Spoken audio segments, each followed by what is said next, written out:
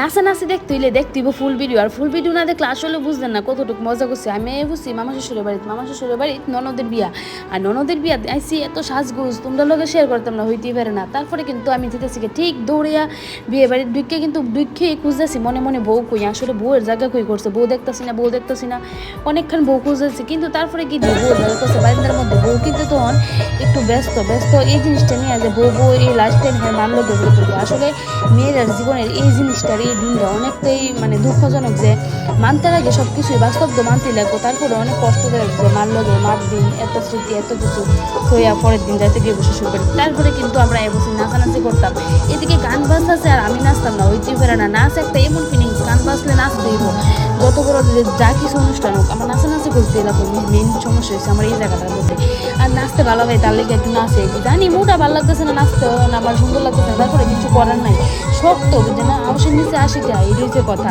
তারপরে নাচানাচি করতেছে কিন্তু আমরা ননদ আমি আমার জাল আমরা অনেকে মিল্লা, আর এই যে সামনে ছোট্ট ছেলেটা হ্যাঁ কিন্তু আমার দেওর, আর আমার শ্বশুরের মধ্যে একমাত্র ছোট্ট দেওর আছে হ্যাঁ।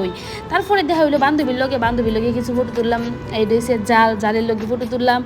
তারপরে হয়েছে এই দেব বান্ধবী বলতে অনেক পুরানা বান্ধবী গিয়ে বিয়ে বাড়িতে দেখা হয়েছে হঠাৎ। তারপরে আমার জামাইয়ের লগে একটু ডং করলাম, আসলে আমার ডং করতে অনেক ভালো লাগে, আর ডং দিতে ফসল দিয়ে আমার জামাই তার লেগে আরও বেশি ডং করি। এনে আছে ননদ জাল তারা নিয়ে আবার কিছু ফটোশ্যুট করলাম, ফটো তুললাম। ফটোটা কিন্তু আমার মোবাইলেরই, যে আবার ভাববেন না ক্যামেরাম্যানরা ডেকে নিয়েছি। তারপরে আসছি বউর লগে একটা ফটো তুলছি, আমার সিঙ্গেল কিছু ফটো আছে, আর আমার প্রাণপ্রিয় পাপার লগে কিছু ফটো, পাপার লগে আছে অনেক ফটো, এটার একটা ভিডিও আলাদা হয়ে আইব। তারপরে কিন্তু বিয়ের বাড়িটা সবটা তোমরা লগে একটু শেয়ার করতেছি। আর একটা কথা কই রাখি, ভিডিওটা যদি ভালো লাগে অবশ্যই কিন্তু লাইক কমেন্ট করবা, লাইক কমেন্ট করতে কিন্তু এক ফোঁটা ভুলবা না, কারণ একটা ভিডিও নিচ্ছে আমরা অনেক সময় নষ্ট, তাছাড়া এডিট করতে গেলে তো আমার ছেলেদের সামলাইয়া অনেক কষ্ট করতে লাগে। এদিকে কিন্তু মেয়ের বাবা বলি যে একটা অসহায় হইয়া, জিনিসটা দেখে কিন্তু অনেকটা মানে খারাপ লাগছে। আজকে এতদিন একটা মেয়ের রাজরানীর মতো বললে আজকে আরেকজনের কাছে দিয়ে দিব কিনে দেবো। আচ্ছা যাই হোক, বাস্তব তো মানতেই লাগবো, দুনিয়ার দিকে জিরে এটা আমারও মানতে লাগবো তোমারও মানতে লাগবো সবারই মানতে লাগবো। ওখানে জামাই কিন্তু আগে আনতে গেছে, জামাই একমাত্র শালা এই যে আমার দেওয়ার।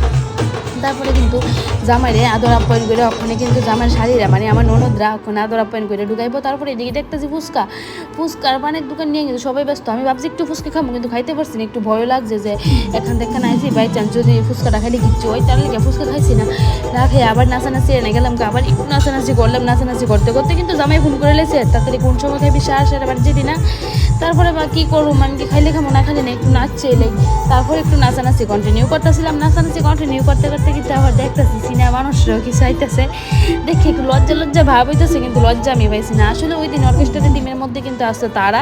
আচ্ছা যাই হোক, অনেক সুন্দর হয়েছে অনুষ্ঠান, ভিডিওটা কিন্তু মোটামুটি এতটুকুই থাকবে। খাওয়া দাওয়া বেশি তুলতে পারছি না, কারণ আমি খাওয়া দাওয়ার সময় খুব ব্যস্ত ছিলাম, তারা ওরা করে খাই সে বাড়িতে গেছে গা। তো ভিডিও থাকবো এতটুকুই, ভালো লাগলে কিন্তু লাইক কমেন্ট শেয়ার করবা। আর আরেকটা কথা কই, যদি এই দিনের মেকআপটা আমার বেশি ভালো লাগে থাকে তোমাদের কাছে, ওইটাও কিন্তু কমেন্ট বক্সে জানিবা। তোমরা একটু কমেন্ট একটু কথা আমার অনেক দরকারি।